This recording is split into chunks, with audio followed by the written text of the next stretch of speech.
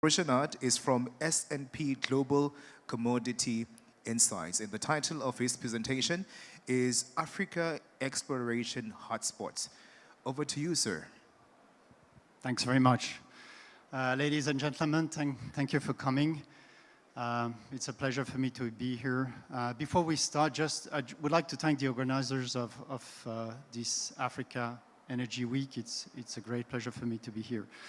Another thing I need to show you before we get started, it is our disclaimer here that no one is going to read, but I'm just going to tell you what it is about. Two things. It says that you're not supposed to reproduce any of the content I'm going to show you unless you have the right to. And a second thing is that you're not supposed to hold S&P responsible if you're taking that material for making business decisions that would go wrong. So having said that, I think we can start. If you display the top 25 basins in terms of hydrocarbon discovered since 2010, excluding the onshore US and Canadian basin, this is typically the kind of map that you should see. Let me just make a point. Well, you see this wide distribution of basins across the world. You see a predominance of gas indicated in red, but you also see, well, let me just make a point regarding the magnitude of the recoverable reserves that have been discovered. If we pick the Zagros province, we are talking about, which ranks number one, we're talking about 29,000 million barrels of oil equivalent recoverable, which is, as you know, 29 billion BOE. If we take the top three basin, we're talking about 85 billion BOE. That includes the Zagros province, the Ras Al Khaili province in Saudi Arabia, and the Santos Basin offshore Brazil. Now, if we look at Africa, which is our area of interest today, you see that 7 basins are appearing on the map. Starting from the south, you have the Southwest African Coastal Basin, which runs along the coastline of South Africa and Namibia, where you have the prolific Orange Subbasin. Further north, you have the Kwanza Basin offshore Angola. Then again, further north, the Côte d'Ivoire Tano Basin. Then moving up, you have the MSGBC Basin offshore Senegal and Mauritania. In the East Med, we're talking about the Levantine Basin and the Eratosthenes Carbonate Platform, and finally, along the East African coastline, the Tanzanian and Ruvuma Basin. So let's now deeper dive into the discoveries behind those recoverable reserves, more specifically about Africa. Over the past 15 years, 77 billion BOE of recoverable oil were found in Africa. And here on this map, I'm showing you only the top 68 discoveries, the discoveries that are including more than 200 million barrels of oil equivalent recoverable. But one striking thing here is, first of all, you see that the majority of these discoveries were made offshore. That's the first thing. Again, you see the predominance of gas among those discoveries. And finally, you see how few discoveries have been brought on stream since they were discovered. We have color-coded the discoveries, and those who are now on stream, have been brought on stream, are indicated in a darker color. You see, you only have 4 gas discoveries that are producing nowadays, and 11 oil discoveries that are producing nowadays. So fast-track development remains possible in Africa, but it remains a challenge, and especially when we're dealing with gas discoveries.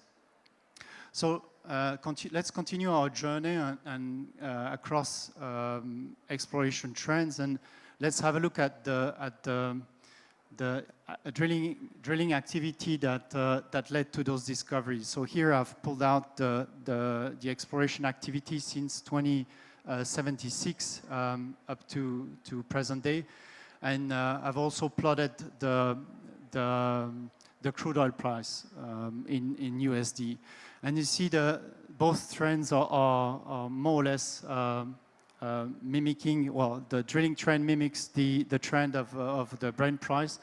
That's something that seems quite obvious.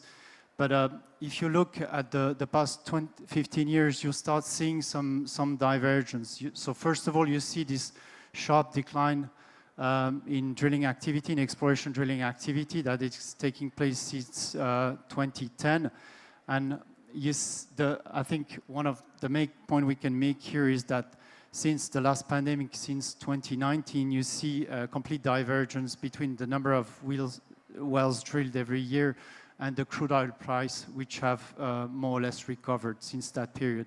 So I would say since the last crude oil price crash in 2014, 2015, plus the pandemic, we are observing now a sort of new era for many IOCs. Some of them have reshuffled their asset portfolio. They have divested the carbon-intensive oil asset. They have privileged gas discovery, gas assets. Some of them have privileged return to capital to shareholders, meaning that they have slashed their exploration budgets. So we are left now in a new world where a lot of companies, a lot of exploration team had to revisit or redefine their exploration strategy. And this is something that we can read on this slide. Here we are displaying the wells drilled according to the maturity in the basin in which they were spotted. You see we have the green bars indicate the wells which were spotted in frontiers area. Then some of them were drilled in moderately mature areas, and finally in very mature areas. Every basin starts as a frontier area, of course, and becomes more and more mature through time as exploration picks up.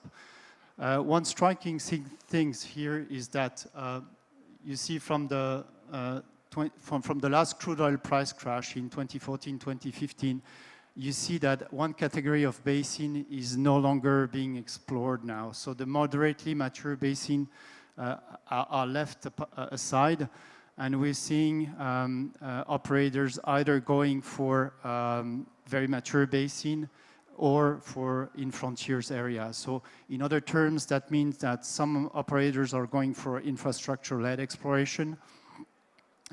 They drill close to their existing assets, so the chances of success are fairly high because they know the geology. But on the other hand, I mean, the chances of making a big discovery remains fairly low.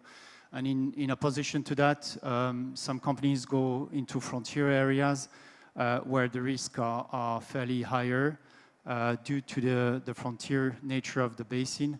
But the chances of making a big discovery are significant as opposed to a very mature basin. This trend we also see if you plot the wells. You look at the wells and you look at the water depths in which those wells were spotted. You see ultra deep water wells appearing during the early 2000s. In dark blue, and even though if we observe this drop in number of exploration well being drilled after the crude oil price crash in 2014, 2015, we still see a number of ultra deep wells being drilled by IOC. So that's the reality. There's an appetite for frontier exploration. And one of the reasons, I should say, is that if you look at the discovered reserves since 2000, around 60% of the 120 BOE that were discovered in Africa were made in deep and ultra-deep water. So the last trend I wanted to stress before we move on to the hotspots area is the fact that sometimes what we've been observing is that once a discovery is made in a basin,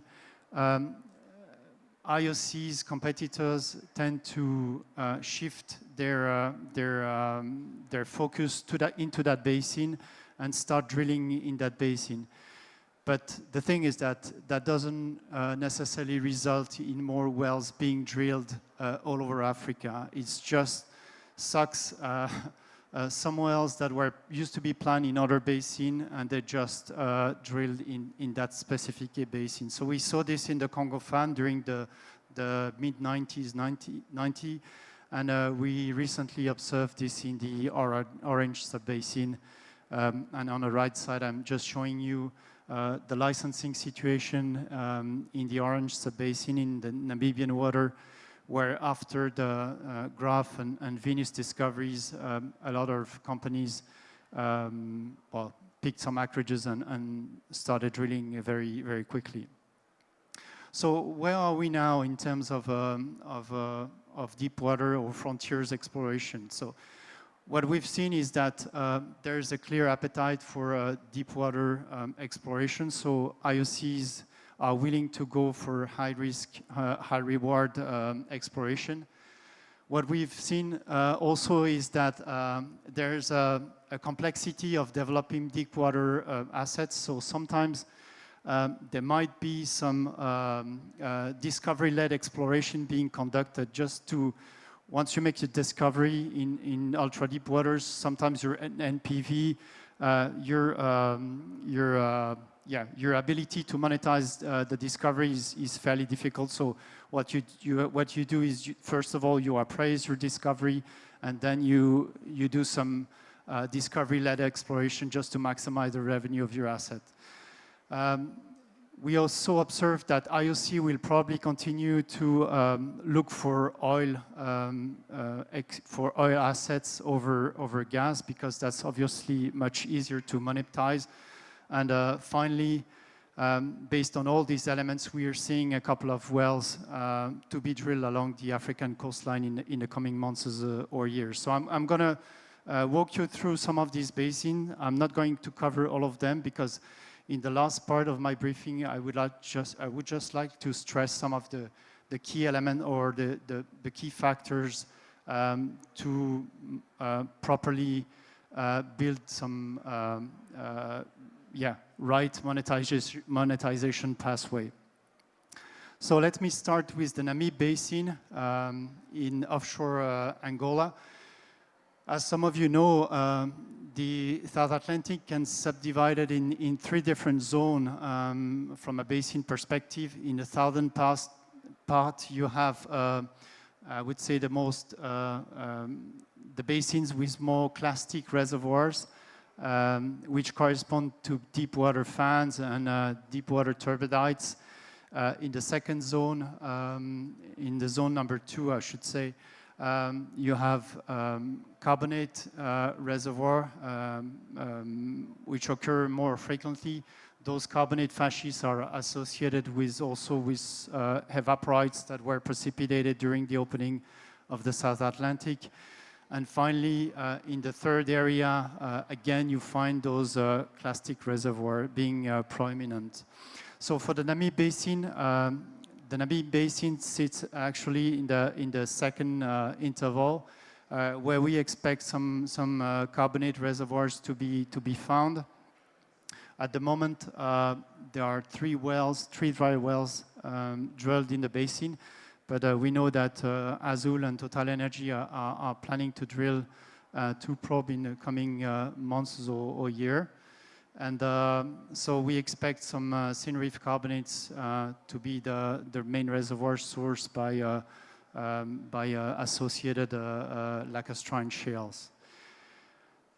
The next basin I want to quickly talk about is the Gabon-Douala Deep Sea Basin. So Shell is going to spot the Falcao well in the coming weeks. The Falcao well will be spotted in 2,500 meters of water depth. It's going to target an Upper Cretaceous objective, similar to the Jackal well, which was drilled in 2022. So if Falcao turns into a successful drilling discovery, we might see a new chapter of oil exploration taking place in the Gabon-Douala deep sea basin. So that would be a new wave of exploration in West Africa.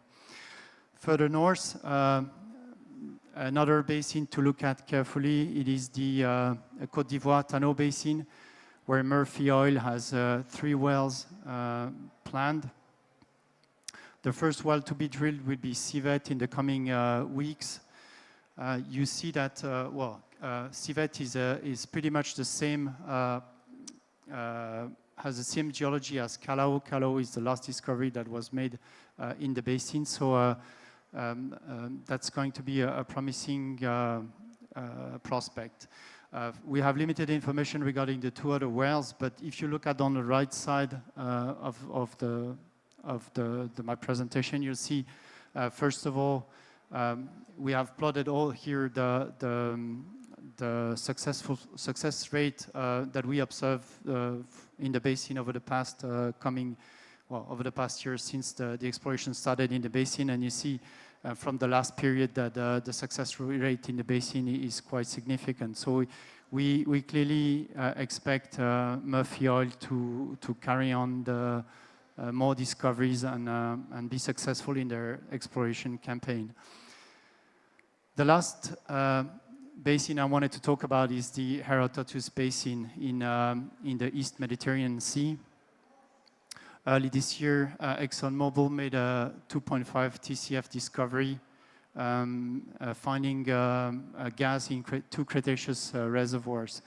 Interestingly, ExxonMobil made this discovery after drilling the 3rd well in the basin. So you can see you can make a significant discovery even though if you're dealing in a frontier area. If you look at the nearby or the adjacent discoveries close to the Herodotus Basin, I'm talking about, I'm sorry, the pointer is not working, but I'm talking about those discovery here in this area. 2 of them are including reservoirs that sit underneath the Messinian evaporites, and 1 is including a reservoir above the Messinian evaporites. So this means that even though if those discoveries are non-commercial, these demonstrate that you have at least 3 working petroleum systems within the area, so which calls for future discoveries. And in addition to this, you have also you have all the ingredients for making discovery, including an excellent seal through the Messinian evaporites. You have a tectonic structure underneath the salt, and you also have a very low geothermal gradient. So I could carry on talking about other basins, but I just wanted to step back and talk a little bit about the challenges that we see in exploration in Africa. So you see there's an appetite for going in ultra-deep offshore and making new discoveries. On the other hand, you see on this map, Africa has a lot of remaining reserves. I'm just picking one example, Nigeria. Nigeria has more than 187 TCF of gas, and this has been for quite some time. And it is definitely a challenge to monetize that gas, to bring that gas out on the surface. Another element is that a lot of countries are now hosting, have booked reserves, but the pace at which hydrocarbon laws are put in place, are passed, goes sometimes very slowly. So there's a discrepancy between the pace at which operators want to move forward and the pace at which laws are passed. In many areas, we also observe that gas remains most challenging to monetize. So operators, even though if they continue to explore, they will privilege gas discoveries for quicker monetization.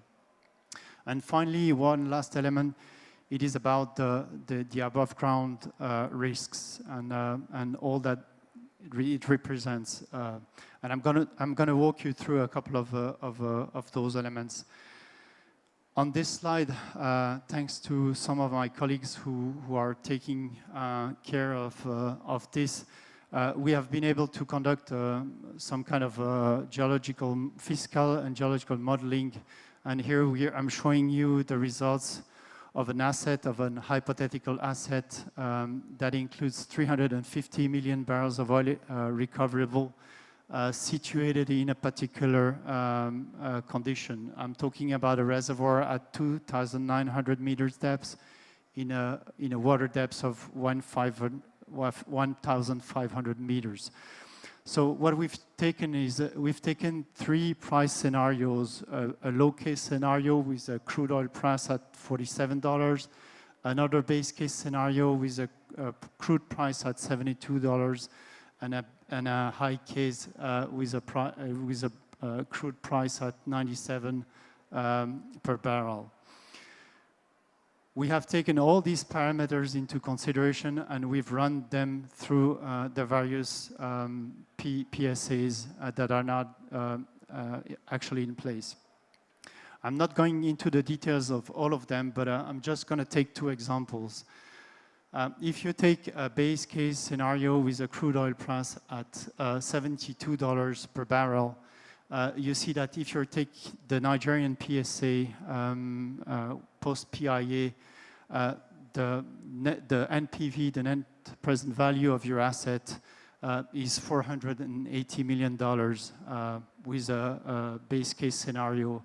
But on the other hand, if you take exactly the same parameters and you run them through the PSA that's valid for Côte d'Ivoire, for a same price, for a same crude oil price, your project the NPV of your project is more than 1.9 billion barrels. So a huge difference just based on the fiscal terms that are existing.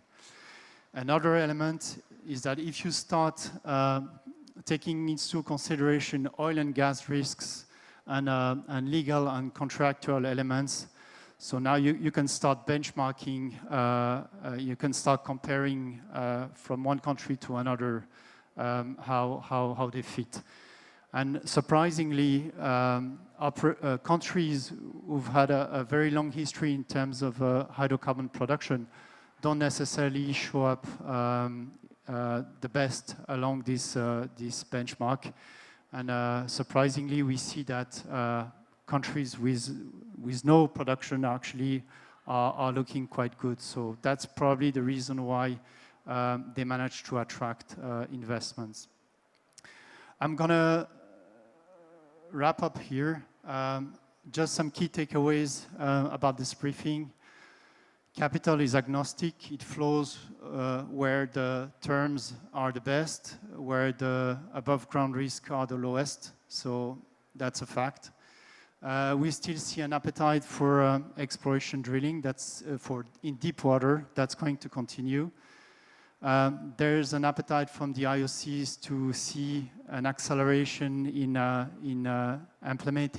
implementing some policy-related, some regulation. The companies will continue to privilege oil against gas. That's much easier to monetize. And on the political level, I mean, the more stability you find in a country, the more predictability you have. So the easier you can do business. So this is typically the kind of element that governments should take into consideration. I'm done. We still have some time for questions, so I'm happy to take them. Thank you for your attention. Thank you so much. Do we have any questions for him? Any questions? Going once.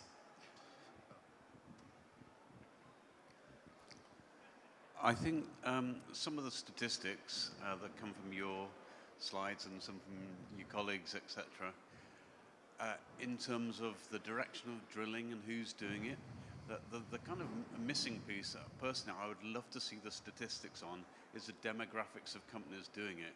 So clearly the ultra majors, NOCs, etc., are getting into the expensive deep water drilling.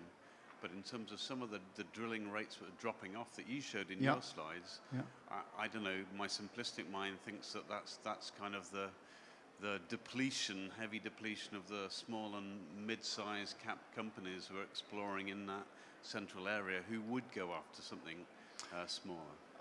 Well, that's probably a reason, but what I would say is that, I mean, the crude oil price crash has definitely had an impact because I mean, first of all, when your crude oil prices drops, you tend to strengthen your exploration budgets, so you limit the number of wells that you're drilling.